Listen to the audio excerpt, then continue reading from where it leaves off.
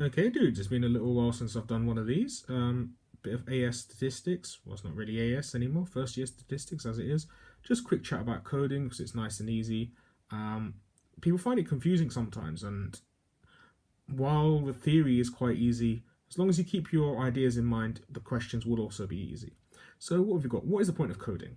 Sometimes you have very big or very small numbers, and it's annoying to do very big and very small numbers. There's much the same rationale as standard form in this. So standard form exists because we can't bother to write too many numbers, and coding exists because we want to do sums with small numbers rather than big numbers. Um, to be fair, practical reasons for that actually. The human mind can only really grasp a certain level of numbers. If we can, if you've got an idea for what the numbers feel like, as in like roughly, for example, the 10, 11, 12, 13 that I've got on the sheet, the answer is going to be about 11 and a bit, whatever happens, in a way that you might not grasp that, say, if you've got numbers in the I don't know, the trillions, what the mean would be. So there's rationale for this. I know coding seems like an almighty pain in the neck. Why can't we just put it in a calculator and blast it? But no, it's a good idea to have like a rough idea of what you're going. Just a random joke about engineers pi has just come into my head. I can't be bothered to tell it to you, so let's just go on. So how does coding work? You get your numbers, you feed them through a formula, work out the mean and standard deviation of the coded numbers, and then unpick, basically go back on the formula to get what the original mean and standard deviation are. So I did a very, very lazy example on the left hand side, 1000, 1100, 1200, 1300. Coding was divided by 100. You can work out the mean of that pretty quickly and then just times by 100 to get the mean of the original data. Notice I've used a different variable there. The coded variable is y.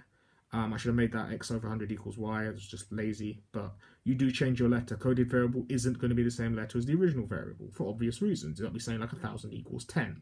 And I'm not sure mathematics approves of this. So what's the effect of doing a coding? Well, if you've got a mean and you've got a formula that does either adding, subtracting, multiplying, dividing, all that stuff happens to the mean. So if your coding is add 5, your mean will go up by 5. If your coding is times 2, your mean will be double what it originally was for the original data. Now, standard deviation, more usefully, only is affected by multiplying or dividing. And that makes sense on a level. Imagine your numbers are like 500, 600, 700, 800, and you take away 400 from each of those numbers.